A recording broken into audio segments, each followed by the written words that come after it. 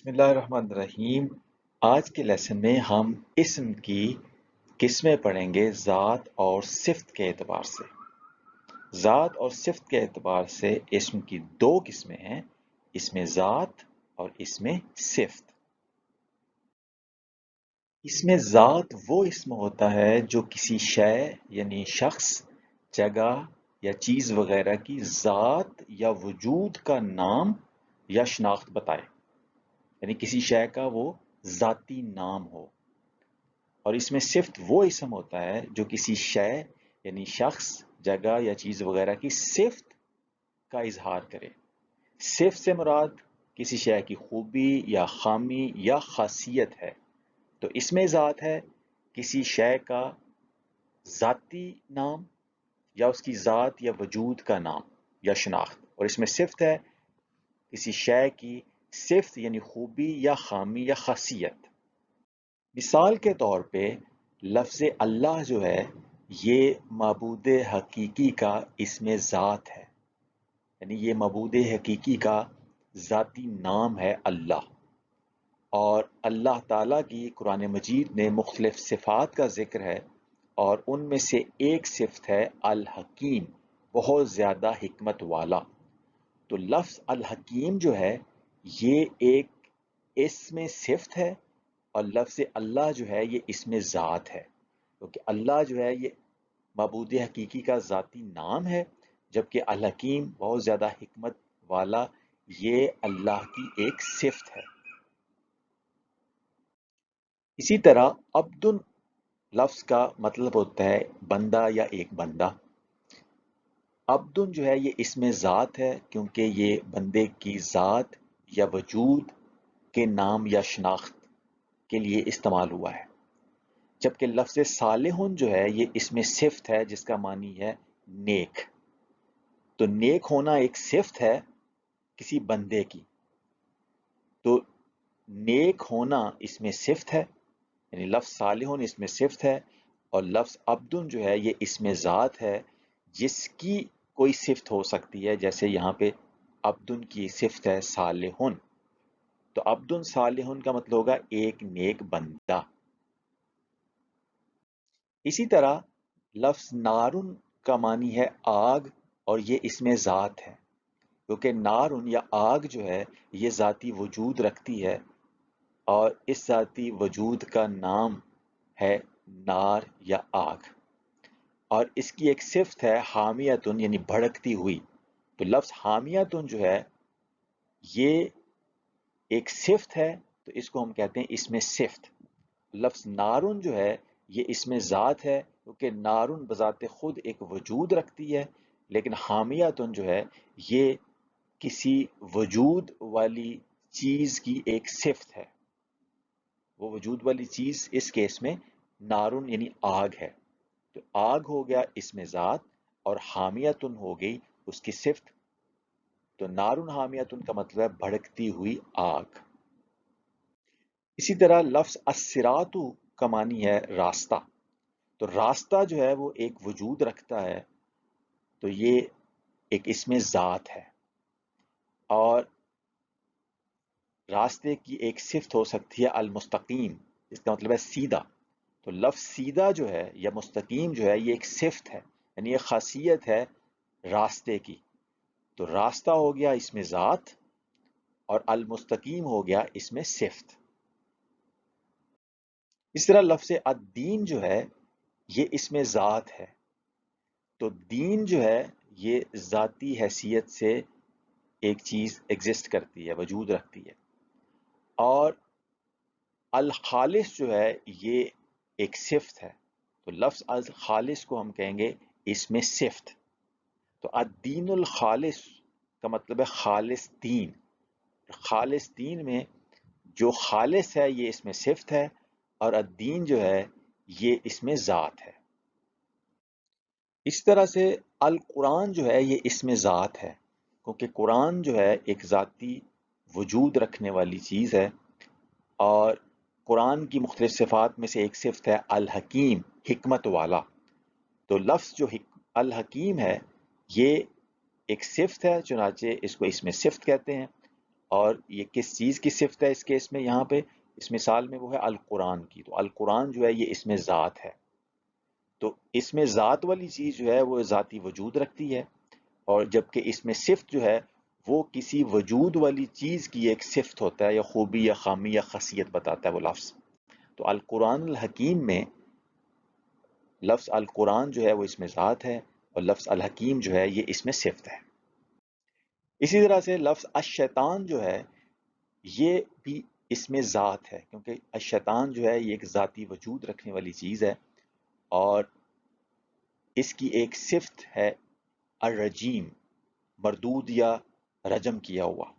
تو لفظ الرجیم جو ہے یہ اس میں صفت ہے، اور لفظ الشیطان جو ہے یہ اس میں ذات ہے.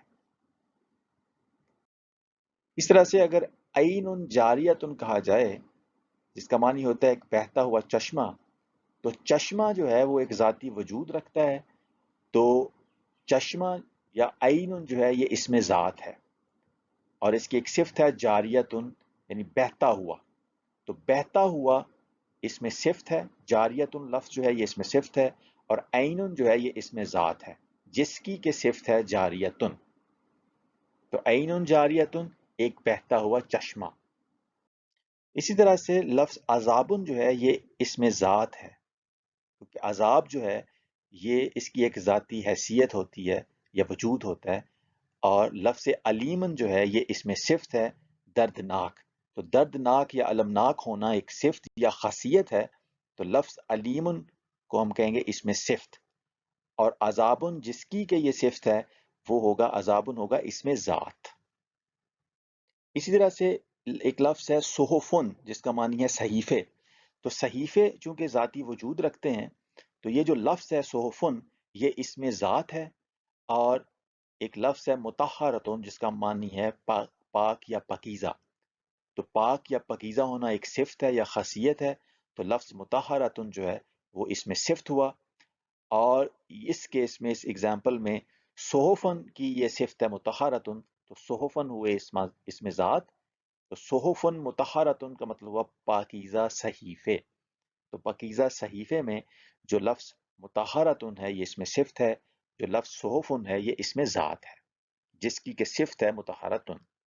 اسی طرح سے اس میں ذات کی کچھ اور مثالیں ہیں، جیسے رجلن ایک مرد، امراتن ایک عورت.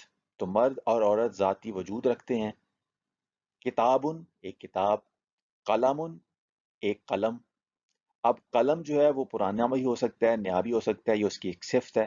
کتابن جو ہے یہ مہنگی بھی ہو سکتی ہے، سستی بھی ہو سکتی ہے. مہنگا اور سستا ہونا اس کتاب کی صفت ہو سکتی ہے. سیفن جو ہے اس کا معنی ہے ایک تلوار. تلوار تیز بھی ہو سکتی ہے، تلوار جو ہے وہ کند بھی ہو سکتی ہے. وہ تیز اور کند ہونا اس کی صفت ہے، لیکن جو ذاتی نام ہے تلوار کا وہ سیفن ہے، تو سیفن اس میں ذات ہوا. اسی طریقے سے مسجدن جو ہے اس کا ایک ذاتی وجود ہوتا ہے، تو مسجد اس میں ذات ہے. مسجد بڑی بھی ہو سکتی ہے، چھوٹی بھی ہو سکتی ہے. تو بڑا اور چھوٹا ہونا مسجد کا یہ اس کی ایک صفت ہے، تو وہ لفظ جو ہوگا جو بڑے اور چھوٹے کے لیے استعمال ہوگا وہ اس میں صفت ہوگا. اسی طریقے سے مدینتن کا مطلب ہے ایک شہر. تو ایک شہر کا ایک وجود ہوتا ہے، تو وہ جو لفظ مدینتن ہے وہ اس میں ذات ہوا.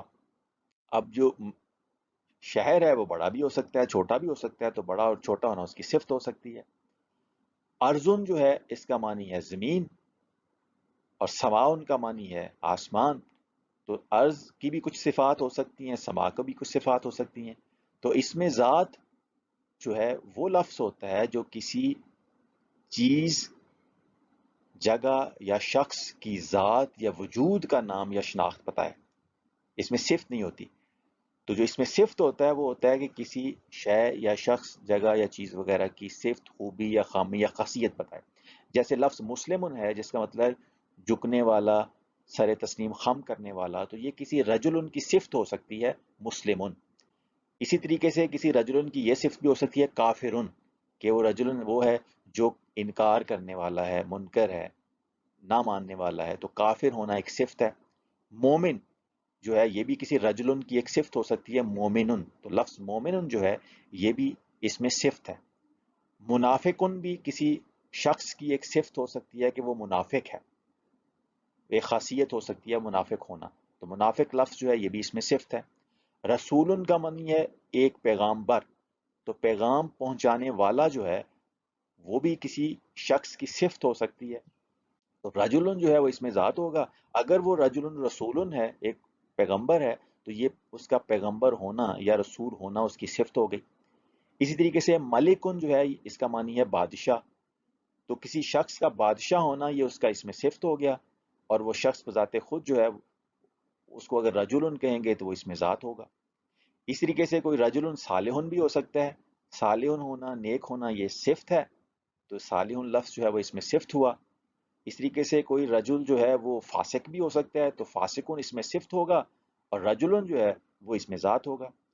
اسی طریقے سے کوئی رجلن جو ہے وہ صادقن بھی ہو سکتا ہے، سچا بھی ہو سکتا ہے، تو سچا ہونا یا صادق ہونا اس میں صفت ہے، جو کہ کسی رجل کی ہو سکتی ہے، تو رجل اس میں ذات ہوا، اور صادقن ہونا یہ اس کی صفت ہوئی۔ تو ذات اور صفت کے اعتبار سے اسم کی دو قسمیں ہوئیں۔ وہ الفاظ جو کسی شے یعنی شخص، جگہ یا چیز وغیرہ کی ذات یا وجود کا نام بتائے، جو لفظ یا اسم، اس کو ہم کہتے ہیں اسم ذات۔ اور وہ لفظ جو کسی شے یعنی شخص، جگہ یا چیز وغیرہ کی صفت یعنی خوبی یا خامی یا خاصیت کا اظہار کرے، اس لفظ یا اس اسم کو ہم کہتے ہیں کہ یہ اس میں صفت ہے۔ تو آج ہم نے اسم کی دو قسمیں پڑھی ذات اور صفت کے اعتبار سے، اسم ذات اور اسم صفت۔ وما علینا الا البلاغ المبین۔